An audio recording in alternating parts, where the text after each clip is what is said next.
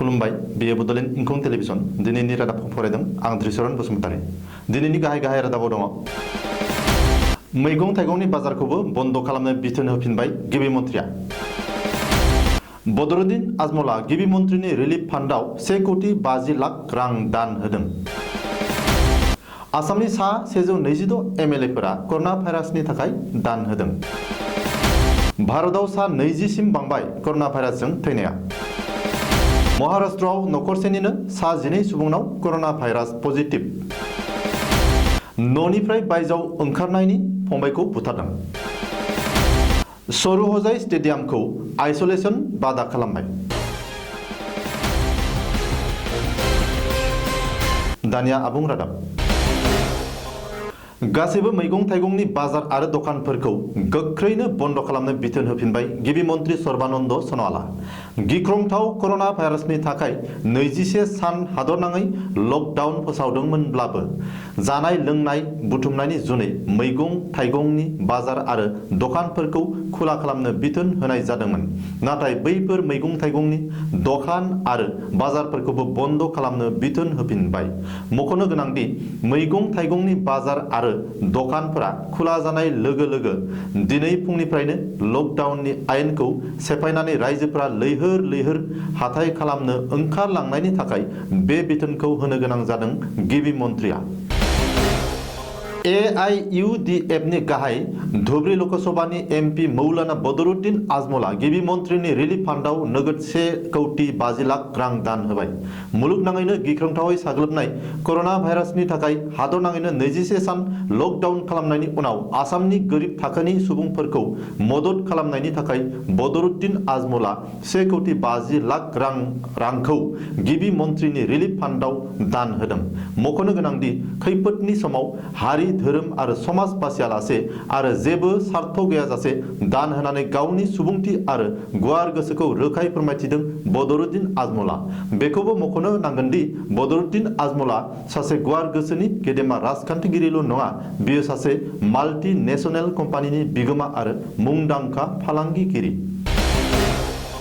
आसाम एसेम्ब्लिनि सा 126 एमएलएफोरा कर'ना भाइरासजों जुजिनाय आरो भुगिनांनायखौ संरैखाथिनि मुङै दान होदों। मोनसे फोथायथाव सुलुंनि बादिब्ला कर'ना भाइरासनि थाखाय नुजानाय बे अलखदनि समाव एसेब्लाबो गोनांथिखौ नोजोर होनानै आसामनि सा 126 एमएलएफोरा दानसेनि दान बान्थाखौ लोगोसेयैनो दान होदों। मुलुगनाङै थैग्लुंहोनाय कर'ना भाइरासजों थैनाया भारतआवबो सा 20 सिम बांबाय। सन्देरलांनाय आरो थैनाया सानफानि उनावनो सानफा 2 गुननिफ्राय 4 गुनसिम बारायलांगासिनो दङ।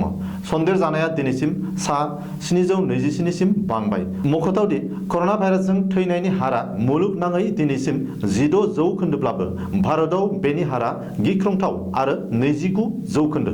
बेराफारसेथिं चीननिफ्राय जागायजेननाय बे बेरामजों सन्देर जानाया साननै सिगांसिम चीनआव बांसिन मोनब्लाबो आमेरिकायाव बांसिन जाहैबाय। महाराष्ट्रआव नखरसेनिनो सा 12 सुबुंनाव कर'ना भाइरास पजिटिभ मोनदों। 23 मार्चसिम बे नखरनि सा 4 सुबुंनाव कर'ना भाइरास मोनदोंमोन। बिसोरखौ 19 मार्च खालिनो सन्देहजों आइसोलेसन वार्डआव दोननाय जाखादोंमोन।